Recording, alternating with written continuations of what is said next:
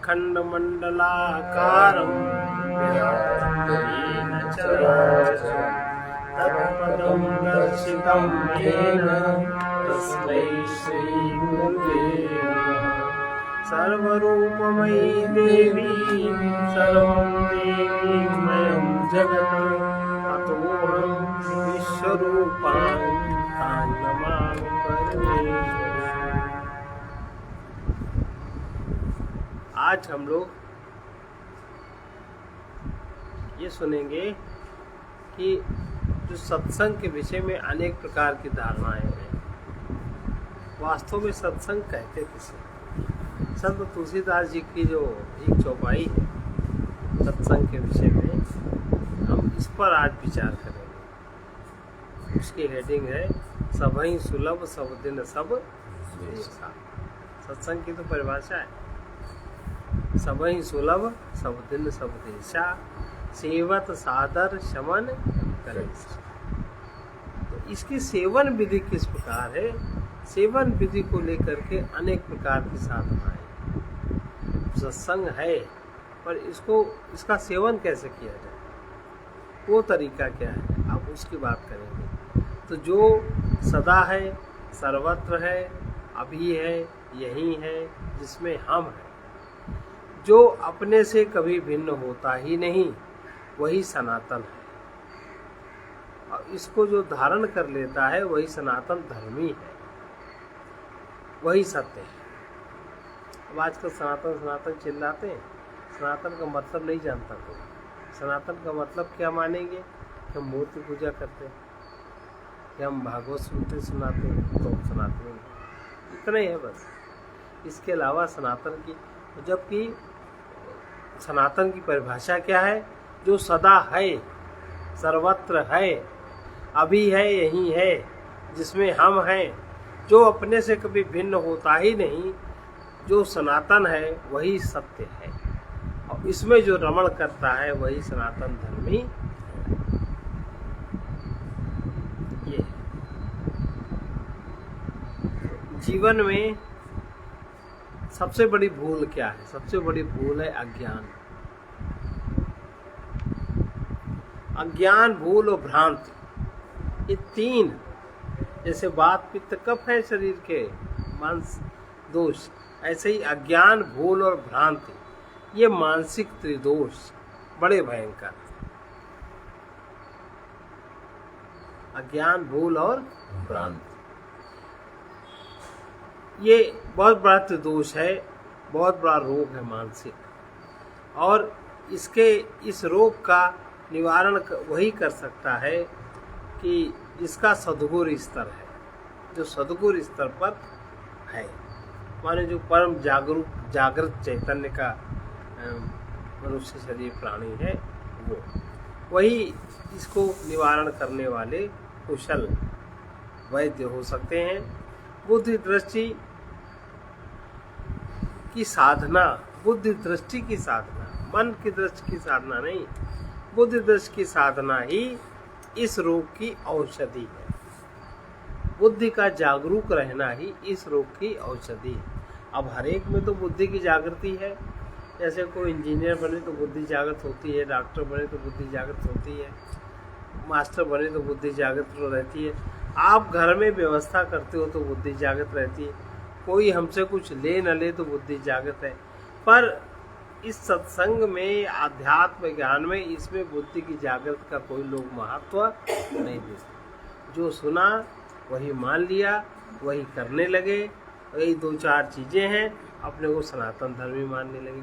तो बुद्धि दृष्टि की साधना इस रोग की औषधि। किस रोग की? अज्ञान, भूल और भ्रांति। ये जो त्रिदोष है, इसकी साधना क्या है, इसकी औषधि क्या है?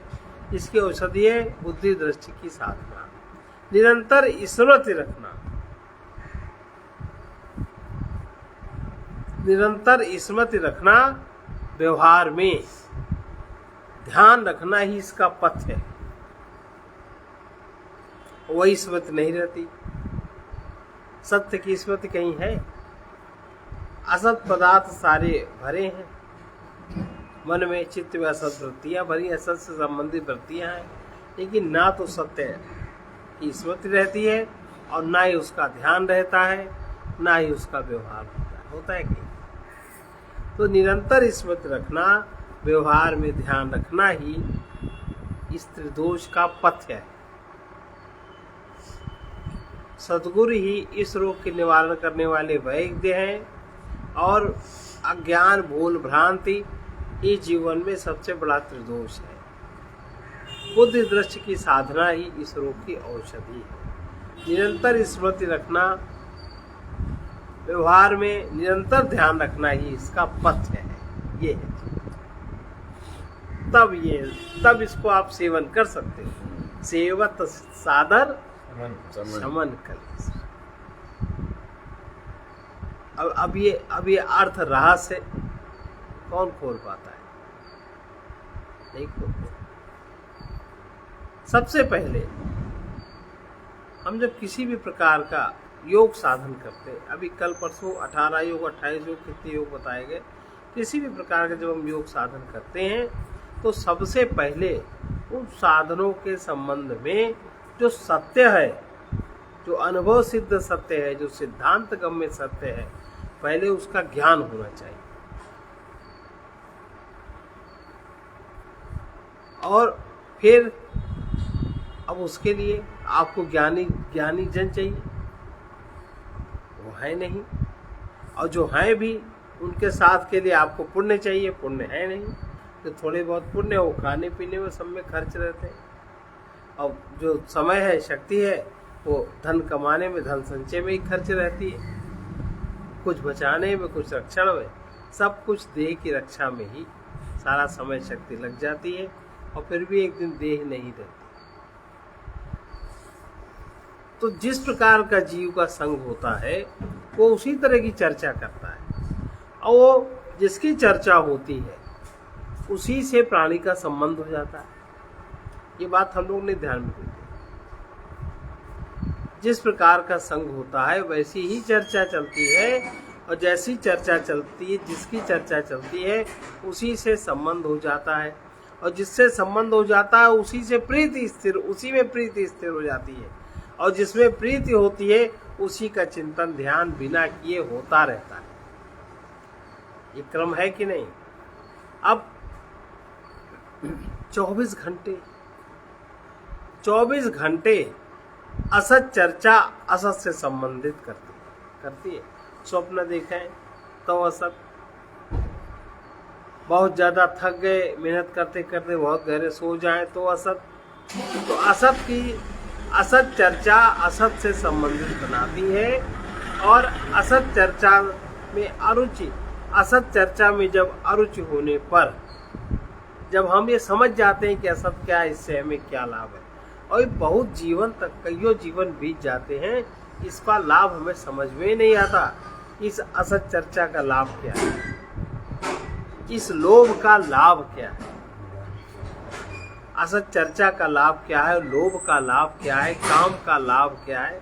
हम जिन वृत्तियों से अपने चित्त को, अपने मन को निरंतर घेरे रहते हैं, इससे लाभ क्या है, इतना विचार नहीं करते बुद्धि से। तो असत चर्चा में अरुचि होने पर, अरुचि कब होती है? जब हमें उसका कुछ जीवन में मतलब नहीं दिखता, इससे हमें वो चीज नहीं मिलने वाली। जैसे कोई चीज आप घर में खरीद के लाए, बहुत सुंदर, और 2, 4, 8, 10 दिन रही, बेकार हो गया, कबाड़ हो गया, तो जब तक उसकी कीमत याद रहती है तब तक तो आप उसको नहीं डालते कबाड़ी को। जब उसकी कीमत विस्मरण हो जाती है, क्योंकि कीमत में लगा है धन, और धन से है लोभ। अब लोभ वृत्ति कितनी भयानक तरह से घूमती है चित्त में, और जब वो थोड़ा सा ढीला पड़ता है वो पक्ष, तब वही चीज हम कबाड़ी को दे देते हैं, बहुत महंगी। तो असत चर्चा में जब अरुचि होती है, कब? जब असत का ज्ञान होता है, जब सत का ध्यान होता है, तब सत्य चर्चा में प्रीति बढ़ती है कि सत्य क्या है, कौन है, कैसे है, हमारा उससे कैसे संबंध हो। ये बहुत जन्मों के बाद, बहुत पुण्यों के संचय के बाद। और जो लोग सेवा नहीं करते, त्याग नहीं करते, प्रेम नहीं करते, उनके जीवन में तो कोई प्रश्न ही नहीं है। वो तो एक पक्ष उनका है, करोड़ धन कमाएंगे, बहुत कमाएंगे, वस्तुओं के गुलाम बनेंगे और व्यक्तियों के दास बनेंगे। व्यक्ति के दास कैसे? तुमने 4 नौकर रखे, अब 4 नौकरों के खाने पीने का ध्यान रखना है कि अब तुम स्वयं नौकर बन गए, अब उनके धन का ध्यान रखना है कि नहीं? आपको भ्रम है कि हमारे नौकर है और वो तुमको अपना नौकर बनाए। आप उनके चारों तरफ से आप उस तमोगुणी व्यक्ति की गुलामी करते हो, उस तमोगुणी व्यक्तियों को धन आदि देते हो कि जिनको करने के बाद, जिनकी सेवा करने के बाद सीधा आपका नरक का द्वार खुलता है। बन गए कि नहीं बन गए गुलाम? किस लालच में? कि हमें सुख होगा है। खुद परिश्रम नहीं करना चाहते, अपनी ज्ञानेंद्रियों को, अपनी कर्मेंद्रियों को नहीं चलाना चाहते, अपने शरीर को नहीं चलाना चाहते, क्योंकि अपना वर्चस्व दिखाना चाहते हैं कि हमारे पास इतना धन है और धन से हम मनुष्य खरीद सकते हैं। ये कितना निम्न काम, कितना ऊंचा काम। ये कौन सी बुद्धि है? पशु बुद्धि है। बांधा था कि हमारी सेवा करेगा, खुद ही हम उससे बंध गए। स्वतंत्रता आनंद, धन गमन, ये सब हो गया। तो जब सच चर्चा में प्रीति बढ़ती है, असत चर्चा से राग दोष की वृद्धि होती है, सच चर्चा से त्याग प्रेम की भावना सबल होती है। सच चर्चा क्या है? जिससे हमारे जीवन में त्याग, हमारे दोषों का त्याग और प्रेम की भावना प्रबल हो। त्याग और प्रेम की भावना प्रबल हो, वो सच चर्चा है। त्याग और प्रेम। या कभी बुद्धि विचार करती सत्संग करने वालों के लिए? लिखा है, सब जगह लिखा है, पर लिखा तो समझ में आएगा तब जब आप ताला खोलोगे। अब सेवत सादर शमन कलेसा की आपके पास कुंजी है, कैसे खोलोगे उसका अर्थ? मनमाना अर्थ लगा लोगे, लगाते? तो मन के निम्न स्तर पर सारी चीज घूमती रहती है और जो व्यक्ति सुनता है, सुने हुए का प्रभाव उस पर अवश्य ही पड़ता है। इसीलिए असत चर्चा न सुनकर जब कभी अवसर मिले, सच चर्चा ही सुननी चाहिए, सत्य ही चर्चा ही पढ़नी चाहिए। सच चर्चा सुनने का प्रभाव यही है कि असत से ममता उसकी परिधि दिखाई देने लगे। असत के परिणाम का, जो असत से हमारी ममता है, वो ढीली पड़ने लगे। ये सच चर्चा सुनने का प्रभाव होता है। असत की ममता से जब कोई रहित हो पाता है, एकदम जब असत से ममता नहीं रहती, तब कोई सत्य का प्रेमी होता है और सत्य का प्रेमी होने पर ही मिली हुई अनित्य और प्रतीत होने वाली असत वस्तुओं का उसको सदुपयोग करना आता है।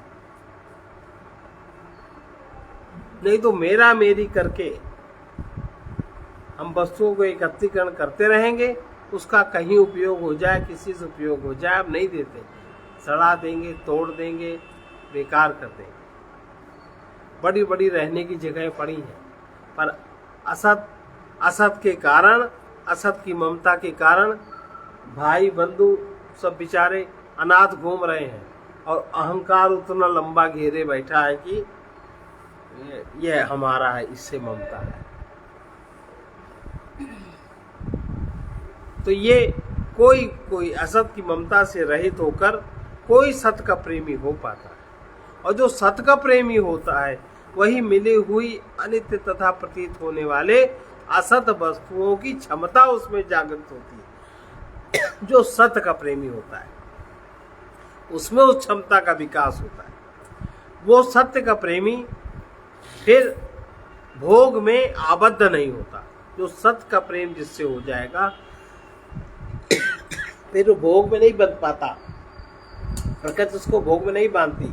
और जब तक हम सत्य के प्रेमी नहीं होते तब तक हम उसी बंधे रहते।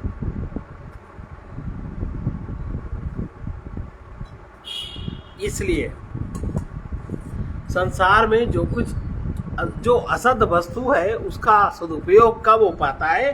जब हम सत्य के प्रेमी हो।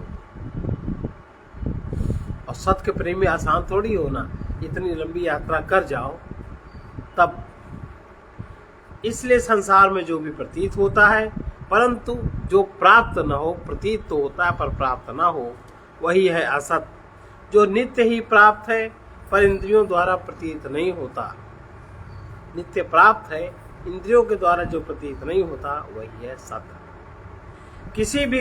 किसी भी ग्रंथ में, किसी भी पुस्तक में जहाँ कहीं आत्मा परमात्मा की व्याख्या है, चर्चा है, दैवी गुणों का वर्णन है, जहाँ कहीं भक्त तथा भगवान की कथा लीला धाम का वर्णन है, वो सब कुछ सत्य चर्चा के अंतर्गत आता है। इसलिए उसको भी समझकर पढ़ना चाहिए तो लाभ है। यूं ही पन्ने पलटाने रहने से कोई लाभ नहीं है। संसार में जो कुछ असत है, अनित्य है, वही क्षणभंगुर है, मिथ्या है, उसका मोह मिटाने के लिए, उसी से मोह है जबरदस्त, उसका मोह मिटाने के लिए सत्य में ही अर्थात परमात्मा में ही प्रीति युक्त होने के लिए, परमात्मा में ही प्रीति युक्त हो, परमात्मा से ही प्रेम हो, सच्चर्चा सुनाना, सच्चर्चा सुनना सर्वप्रथम आवश्यक है। सच्चर्चा को बहुत से लोग सत्संग समझते हैं, परंतु सत्संग का अर्थ कुछ और।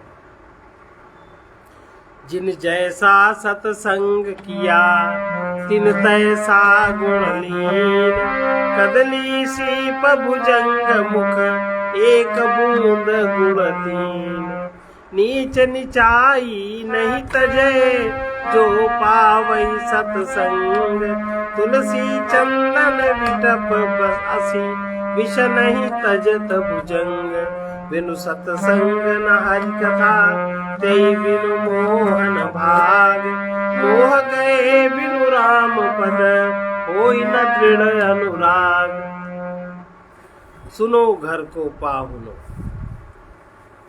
ये भी बहुत अच्छा पद है। सुनो घर को पाहुनो, ज्यों आवे त्यों जाए। पाहुनो किसको कहते हैं?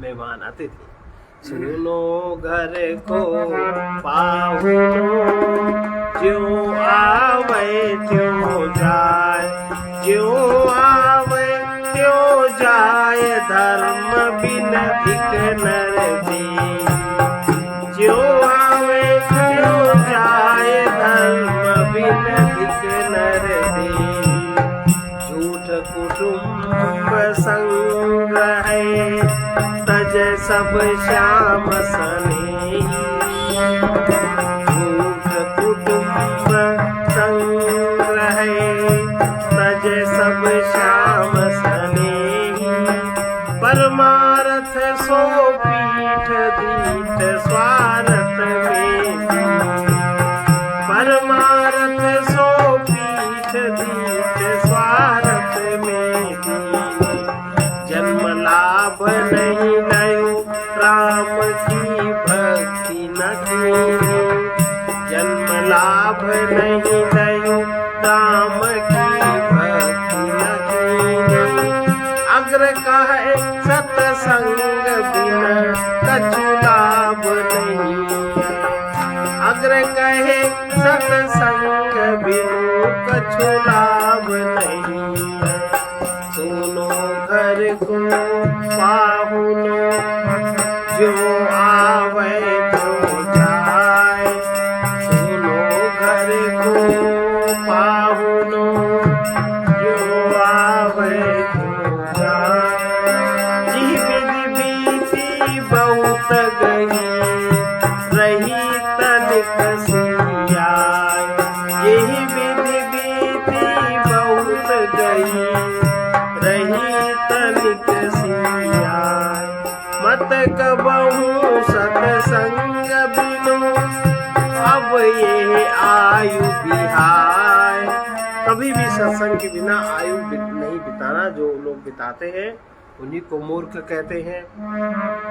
सत्य सर्वत्र विद्यमान है, असत की इच्छाओं के कारण उसका बोध नहीं होता। असत की इच्छाएं इतनी ज्यादा है, और सबसे बड़ी असत की इच्छा है लोभ, नंबर दूसरी इच्छा है मोह, और तीसरी इच्छा है काम। ये तीन है। असत के प्रति राग ही प्राणी को सत्य अनुरागी नहीं होने देता। असत से असंग होने पर, अब ये कैसे मिटे इच्छाएं?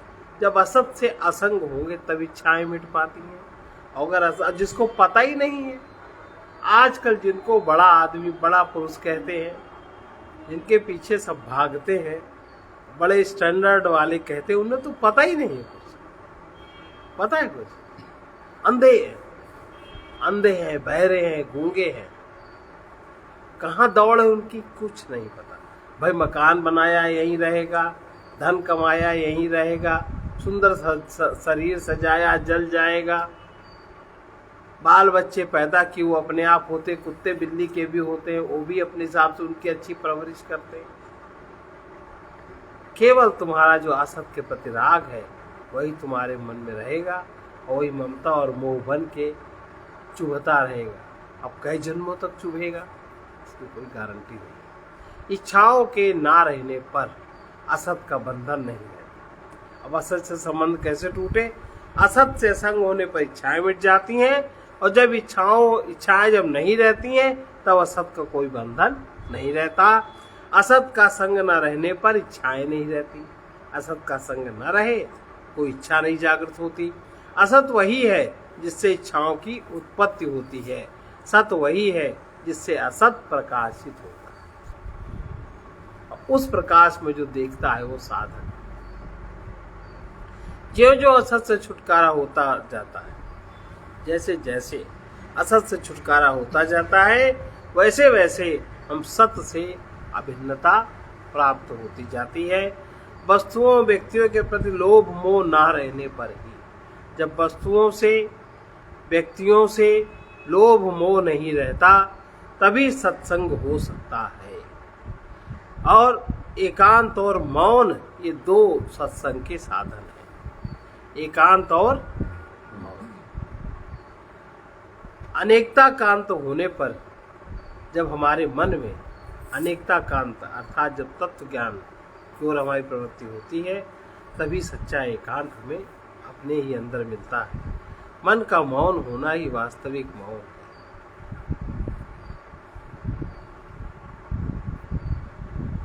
मन का मौन होना वास्तविक मौन है। वास्तविक मौन है जो सत्संग की प्रथम भूमिका है। मन मौन हो जाए, ये सत्संग करने की प्रथम भूमिका है। सत्संग का अर्थ हम लोग क्या लगाते हैं? केवल गुरुजनों महापुरुषों का व्याख्यान सुनना या कथा सुननी, लेकिन ये सत्संग नहीं। जहाँ तक सत्य परमात्मा के विषय में श्रवण किया जाता है वो तो सत्य चर्चा श्रवण है, सत्संग को किया नहीं जाता। सत्संग को श्रवण के पश्चात मनन करते हुए सत्य में जब बुद्धि स्थिर होती है तब सत्संग होता है। विरक्त महापुरुषों के जो प्रवचन, अब आजकल तो यही देखना कठिन है, अनुरक्त कौन है विरक्त कौन है।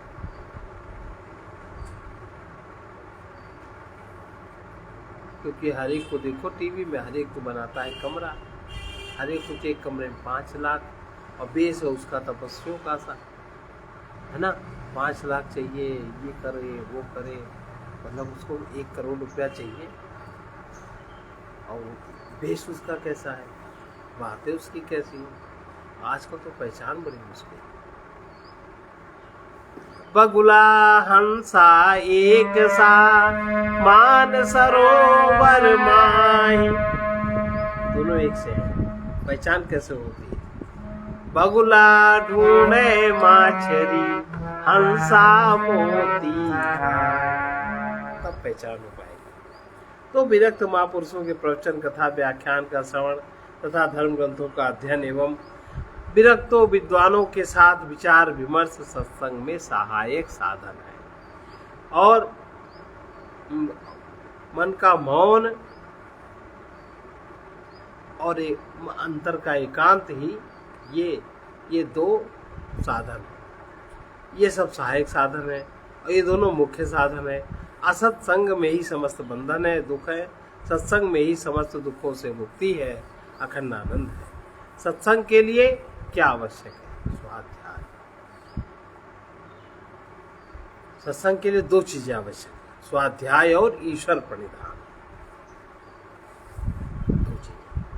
अपना निरीक्षण करना ही स्वाध्याय है, और स्वाध्याय से स्वयं का जब ज्ञान होता है तो ईश्वर प्रणिधान स्वतः ही जागृत हो जाता है। ये 2 साधन। स्वाध्याय के बिना आत्मा अनात्मा का विवेक जागृत नहीं होता।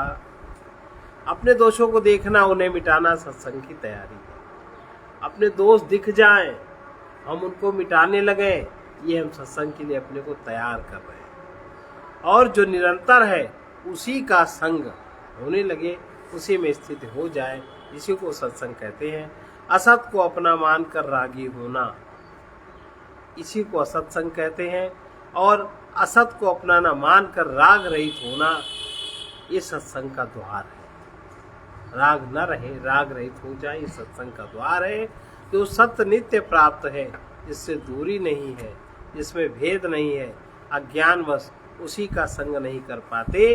जो सत्य है और जो असत है उसका त्याग नहीं कर पाते, ये समस्या है।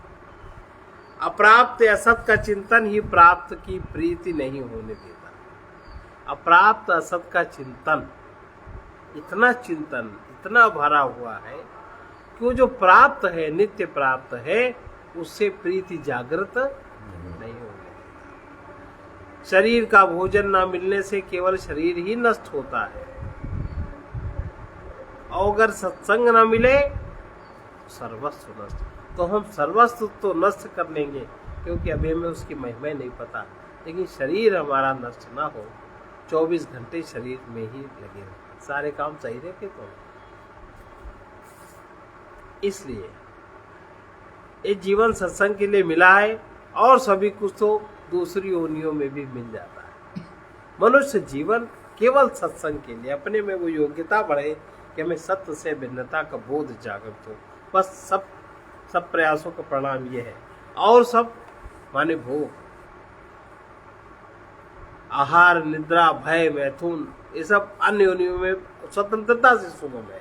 मनुष्य जीवन में उतना स्वतंत्रता से सुगम नहीं है।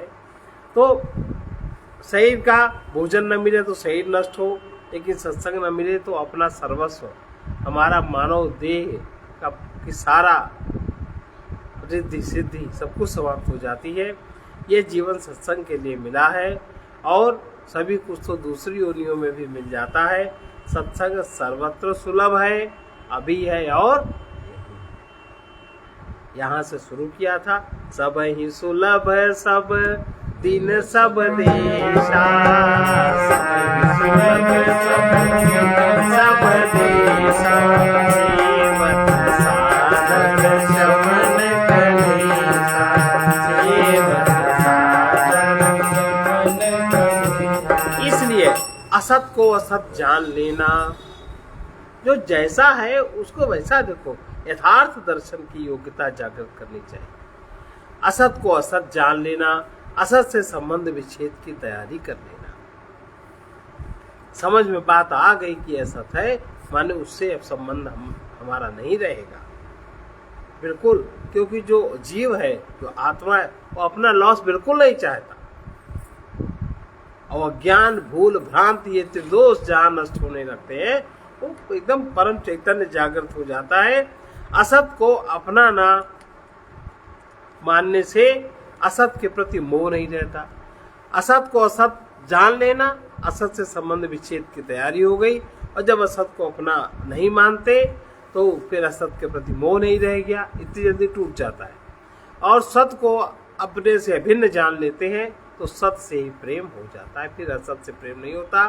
सत वही है जो असत को, अनित्य को प्रकाशित करता है और मिटाता नहीं है, प्रकाशित करता है। ये असत है, ये सत है। सत की सत्ता से ही सब कुछ होता है, उसी में रहकर और उसी सत्य में सब कुछ विलीन हो जाता है। स्थूल शरीर, सूक्ष्म शरीर, कारण शरीर, ये सब शरीर प्रकृति के तत्वों से बने हैं। इनकी अगर हम कृति जान लें, समझ लें, इनकी व्यवस्था समझ लें, तो शरीर से मैं का विग्रह मिट जाता है और मेरे का जो छल है प्रकृति में वो भी समाप्त हो जाता है। शरीरों को अपना रूप मानते रहना ही असत्संग है।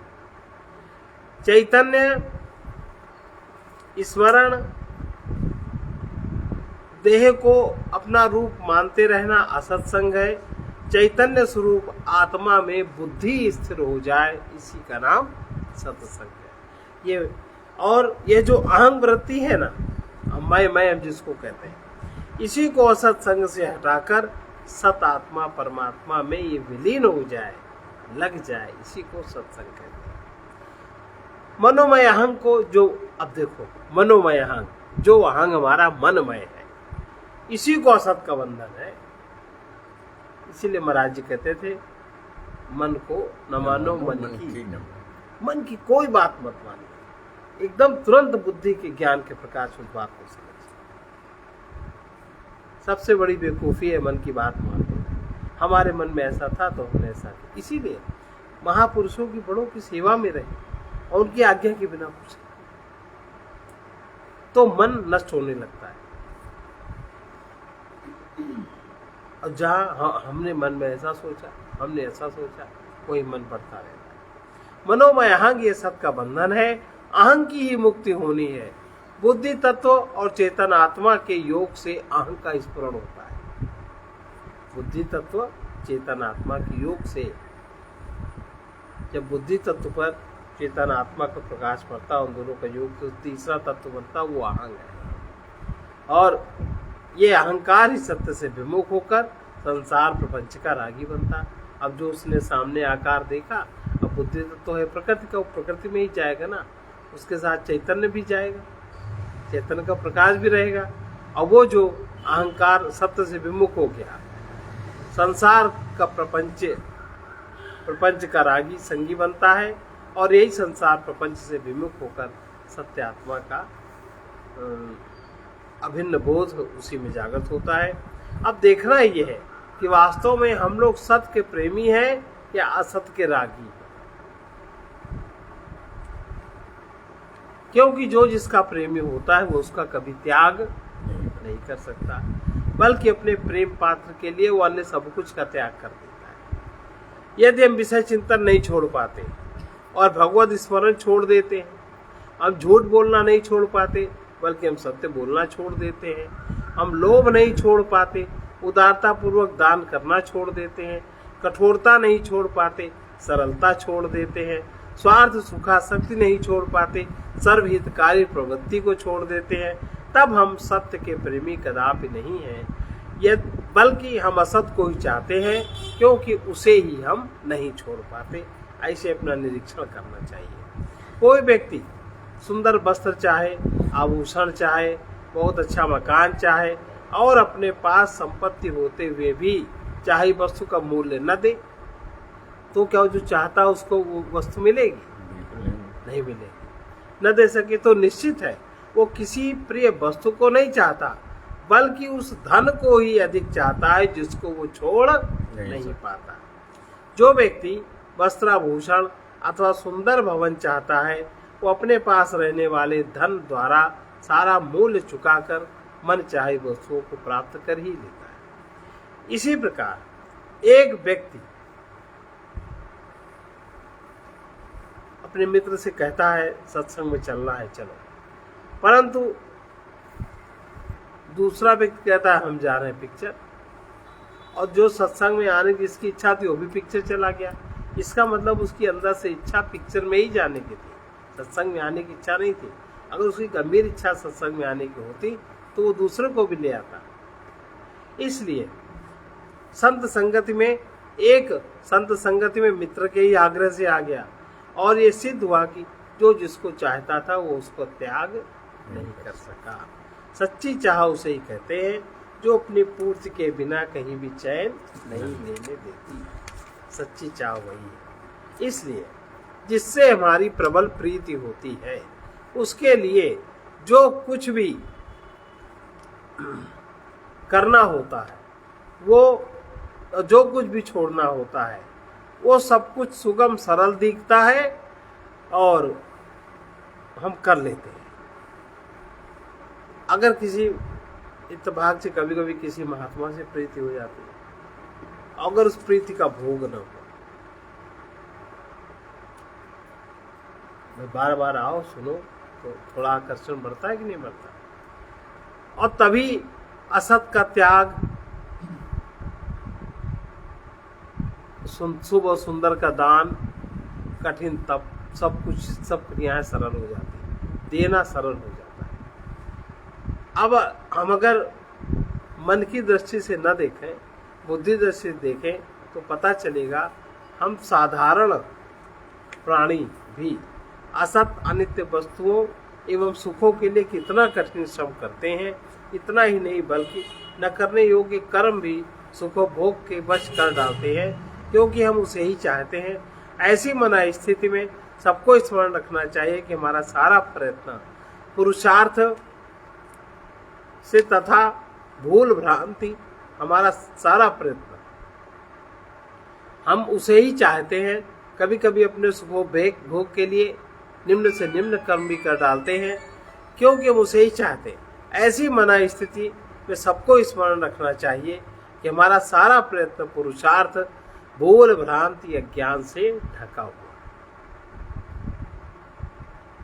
और जब से होश हो, तभी से जोश के साथ जिस प्रकार भूल भ्रांति अज्ञान की निवृत्ति हो सके, उसके लिए प्रयत्न में लग जाना चाहिए, वही संग करना चाहिए, उसी प्रकार का अध्ययन साधन करना चाहिए, गुरु ज्ञान का आश्रय लेना चाहिए, इस पर विचार करना चाहिए।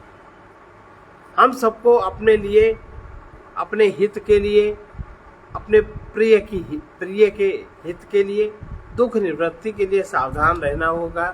पूर्ण सावधानी तभी कही जाएगी कि जब हमारी सारी प्रवृत्ति में कार्य कुशलता हो, भाव की पवित्रता हो और सदा लक्ष्य पर हमारी दृष्टि। कार्य कुशलता हो, भाव पवित्र हो और लक्ष्य पर हमारी दृष्टि हो, तभी भूल भ्रांति और अज्ञान मिट सकता है, नहीं तो नहीं मिट सकता।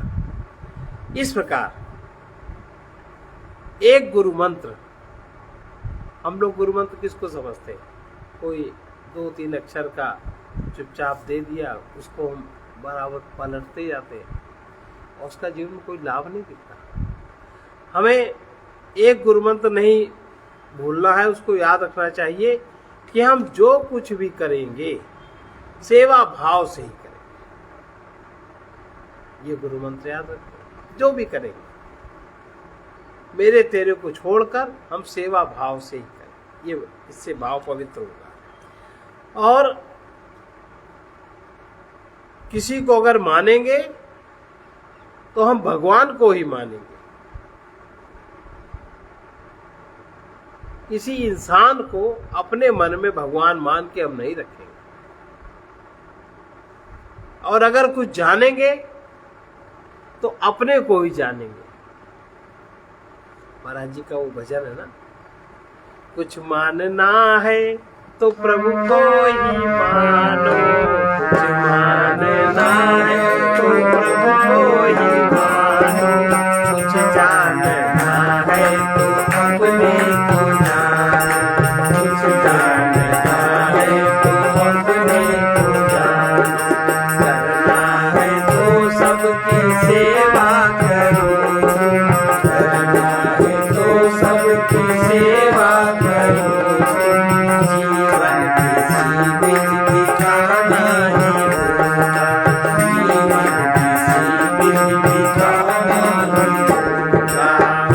आने वालों इतना समझ लो, आने वालों इतना समझ लो, इस जग से तुमको जाना ही होता, इस जग से तुमको जाना। हमको आपको सबको परमात्मा से विमुख करने वाली वे इच्छाएं ही हैं जिन्हें हम आप पूरी नहीं कर पाते और जिन्हें त्याग भी नहीं पाए। योग चाहने वालों को योग सिद्धि क्यों नहीं मिलती, भक्ति चाहने वालों को भक्ति क्यों नहीं मिलती, और मुक्ति चाहने वालों को मुक्ति यदि नहीं मिलती तो एकमात्र इच्छाओं को न छोड़ पाने के कारण ही ये मील का पत्थर अटका रहता है। भोग इच्छाओं के त्याग से भक्ति, मुक्ति, सिद्धि और शांति साधक को अवश्य प्राप्त होती है, जहाँ पर असत सुखो भोग की चाह नहीं रह जाती। पहले असत को जब समझ लेंगे तब असत भोग की चाह तभी तो मिटेगी। जहाँ पर असत सुखो भोग की चाह नहीं रह जाती, सत से या भगवान से दूरी भी नहीं रह जाती। अब भगवान दूरी कब मिटती है? जहाँ असत सुखो भोग की चाह नहीं रहती, तभी भगवान से दूरी नहीं रहती।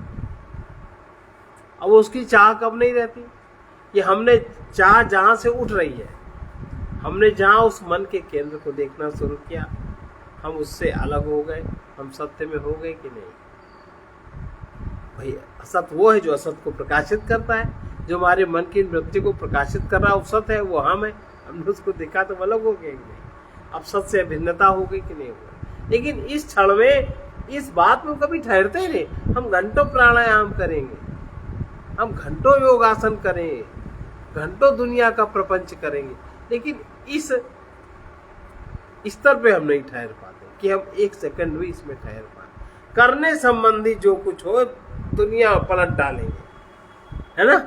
ये कर लें कि वो कर लें कि वो कर लें, लेकिन जो नहीं करने से जो अनुभव होगा, जो नहीं करने से मिलता है, हमें ठहरना नहीं आता। ठहरना नहीं आता, इतनी चंचलता, इतना रजोगुण को हटाने के लिए कुछ युक्ति भी नहीं करते। तो जहाँ सुखोपभोग की चाह नहीं रह जाती, वहीं सत्य या परमात्मा से दूरी भी नहीं रह जाती। अभी बताया, ये सत्य अनुभूति है। और परमार्थी लोगों की, अगर हम अपने को परमार्थ का पथिक समझते हैं, परमार्थी लोगों की यही बुद्धिमानी है कि इस सत्य को, इस सत्य बात को मान लेने में एक बहुत बड़ी सत्य बात है कि जो परमार्थ पथ में चल रहे हैं, उनकी बुद्धिमानी इसी सत्य को मान लेने में है कि जो इच्छाएं प्रारब्ध योग से स्वतः पूरी हो रही हैं, जो इच्छाएं प्रारब्ध योग से स्वतः पूरी हो रही हैं, उन्हें पूर्ण होने दें, उनमें बाधा न डालें। और जो इच्छाएं नहीं पूरी हो रही हैं, हम चाहते हो नहीं पूरा हो रहा है, जिसकी पूर्ति किसी अन्य की दया कृपा पर निर्भर है, उनको हम त्याग करते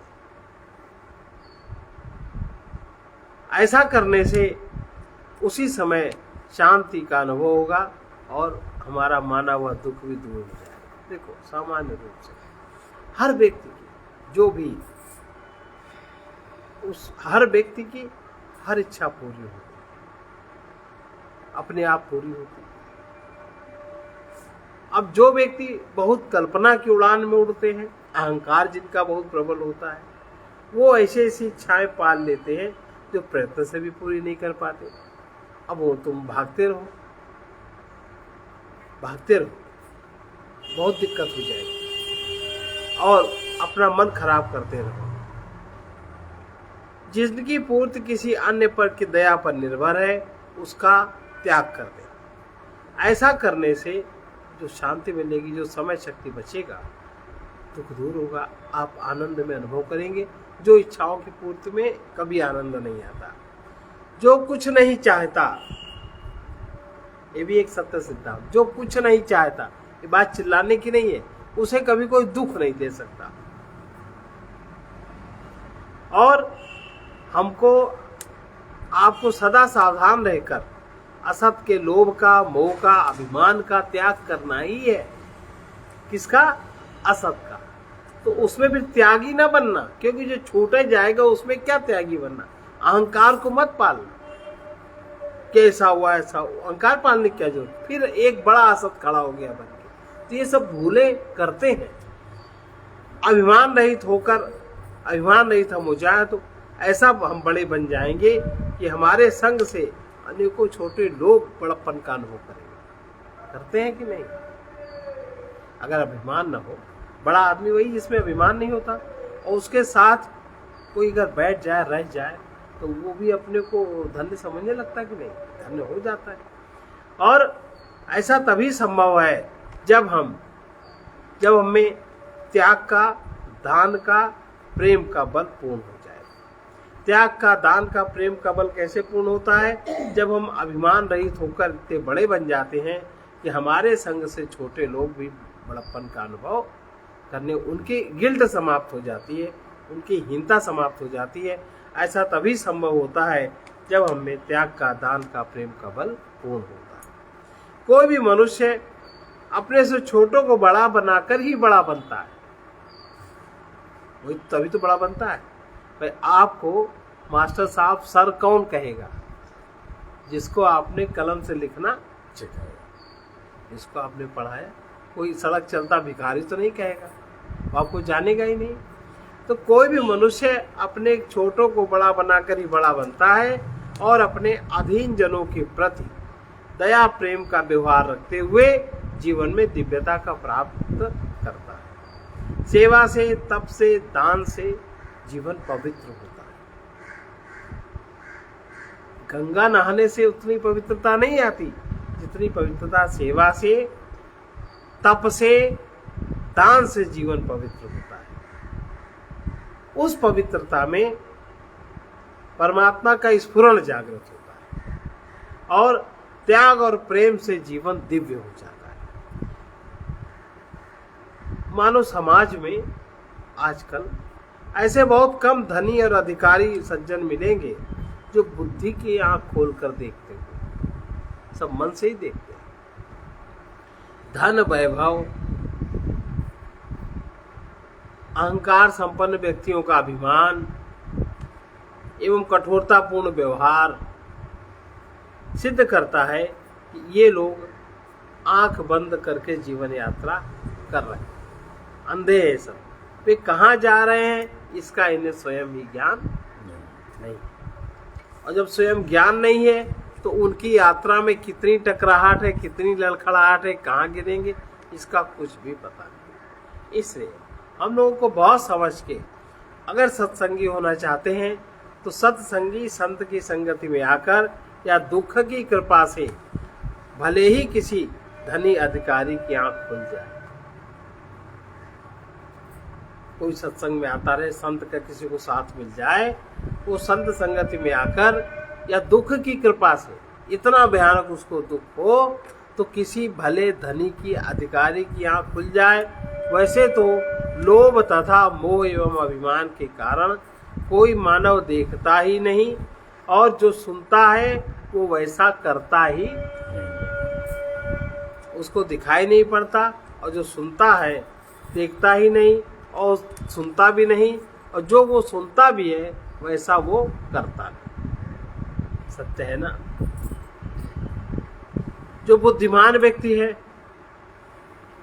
वही व्यक्ति वियोग के दुख से, हानि के दुख से तथा अपमान के दुख से, मृत्यु के दुख से अपने को मुक्त होने के लिए असत्संग का त्याग करते हैं और सत्संग के द्वारा सब दुखों से अपने को मुक्त पाते हैं। प्रायः निर्धन हो या धनिक हो, बुद्धिमान हो या बलवान हो, बालक हो अथवा प्रौढ़ हो, ये व्यक्ति कहीं न कहीं दुखी तो होते ही रहते हैं। परंतु कोई बिरले ही ऐसे हैं जो दुख की निवृत्ति का प्रयत्न करते हैं। दुख दबाने का प्रयत्न सब करते हैं, हमारा दुख पूरी तरह निवृत्त हो जाए ऐसा कोई प्रयत्न नहीं करता। चाहते तो सभी हैं कि जीवन में दुख कभी ना आए, सदा सुख ही बना रहे। प्रयत्न करते भी हैं, प्रयत्न के द्वारा सुख के प्राप्त भी करते हैं। सुख से दुख को दबाते रहते हैं पर उसको मिटा नहीं पाते। जो दुख दबाया जाता है वो बिना चाहे कभी न कभी उभरता ही रहता है, और जब दुख मिटा दिया जाता है तब कभी भी चाहे या ना चाहे कब मिटा हुआ दुख कभी नहीं आता। इसलिए इच्छाओं की पूर्ति से दुख दब तो जाता है पर दुख मिट नहीं पाता, और इच्छाओं की निवृत्ति से दुख सदा के लिए मिट जाता है। इच्छाओं के त्याग से दुख सदा के लिए मिट जाता है, और इच्छाओं का त्याग वे ही कर सकते हैं जो सत्य के प्रेमी है, जो सत्संगी है। जिनको सत्य से अभिन्नता का आनंद का अनुभव हो रहा है, वही मन के इस छद्म सुख में नहीं फंस पाते।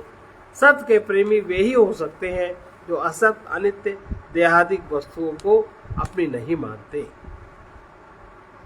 जिस परमेश्वर परमात्मा की सृष्टि में मिली हुई वस्तुओं को अपना मानकर वो लोभी मोही अभिमानी नहीं होता।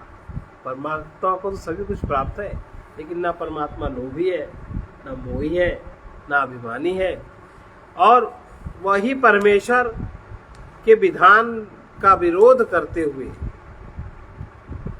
जो परमेश्वर की सच में मिली हुई वस्तुओं को अपना मानता है, लोभी हो, परमात्मा तो लोभी मोही नहीं बनता, लेकिन जो उसको अपना मानने लगता है लोभी बन जाता है, मोही बन जाता है, अभिमानी बन जाता है। वो परमेश्वर के विधान का विरोध करते हुए अधर्म का सेवन करता है, अर्थात वो अधर्म का सेवन करते हुए वो परमेश्वर के लिए बेईमान है। ईसाई धर्म का सेवन करने वाला न्यायी, सर्व प्रेमी, सत्य प्रेमी वही है जो सब कुछ परमेश्वर से मिला हुआ जानता है, परमेश्वर की आज्ञा अनुसार मिले हुए का सदुपयोग करता है, वस्तुओं से आसक्ति नहीं रखता, उन्हीं के वस्तुओं के सदुपयोग में सरल हो जाता है, वस्तु को अपनी न मान कर जिसकी आसक्ति समाप्त हो। ऐसा ईसाई धर्म का एक सिद्धांत है। विचारवान लोग अगर उनको विचार करना है तो विचार करें कि हम सबको अभिमानी, क्रोधी, ईर्ष्यालु, द्वेषी भगवान ने नहीं बनाया, किसी के भगवान ने ये सब नहीं बनाया, लेकिन भगवान से विमुख होकर भगवान से मिली हुई जो वस्तु है, जो देह है, उसको अपनी मानकर हम सब लोभी मोही अभिमानी बन गए। इसीलिए अनुकूलता में राग हो गया, प्रतिकूलता में ईर्ष्या, द्वेष, क्रोध आदि, कपट आदि अनेक दोषों की पुष्टि होती रहती है। यही सब सत्संग अर्थात सत्य से विमुख होने का परिणाम है। तो अगर हम सत्य से सत्संगी होना चाहते हैं तो ये सब परिणाम हमारे जीवन में नहीं आएंगे, और अगर हम नहीं होना चाहते तो यही समझे तो फिर है राम सच्चिदानंद दिनेशा। राम सच्चिदानंद दिनेशा, नहीं ताह मोह निशा लव निशा। ये है राम सच्चिदानंद दिनेशा का अर्थ।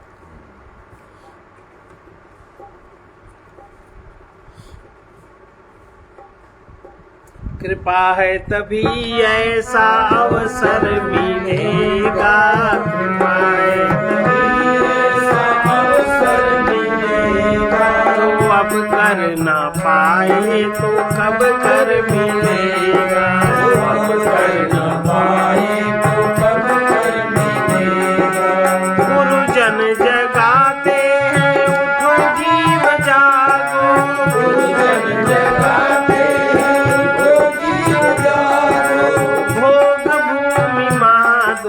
चलो शीघ्र भागो, भोग भूमि मां दुखद चलो शीघ्र भागो। राग द्वेष लोभ मोह सभी दोष त्यागो, राग द्वेष लोभ मोह सभी दोष त्यागो। देते रहो जो भी बने किसी से न मांगो, देते रहो जो भी बने किसी से न मांगो।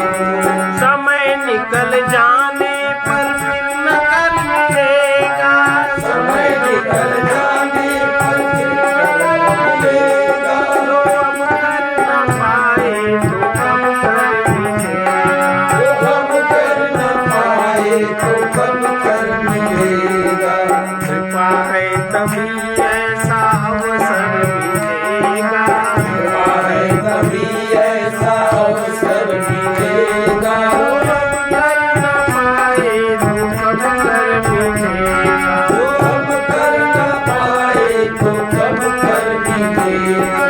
जगत में सभी को काल खा रहा है, जगत में सभी को काल खा रहा है, कुछ गोद कुछ मुख मत जा रहा है, कुछ गोद कुछ मुख मत जा रहा है। कौन है जो काल से बच पा रहा है, कौन है जो काल से बच पा रहा है। ध्यान रहे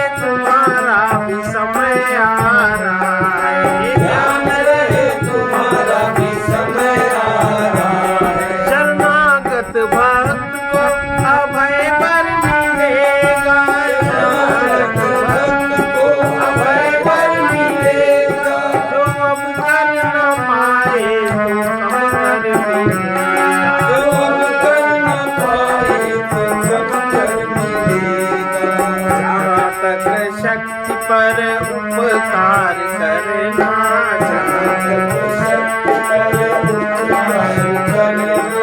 दया प्रेम भाव से सबको प्यार करना, दया प्रेम भाव से सबको प्यार करना, असत से विमुख हो सद्विचार करना, असत से विमुख हो सद्विचार करना, महापुरुषार्थ पंचकोश पार करना, महापुरुषार्थ पंचकोश पार करना, तभी तुम्हें अक्षर से परे अक्षर मिलेगा, तभी तुम्हें अक्षर से परे अक्षर मिलेगा, जो अब कर न पाए तो अब कर मिलेगा, जो अब कर न पाए तो अब कर मिलेगा, तुम ही बोलती योगी बनो नित्य गुण जान लो, तुम ही बोलती योगी बनो नित्य गुण जान लो, अपना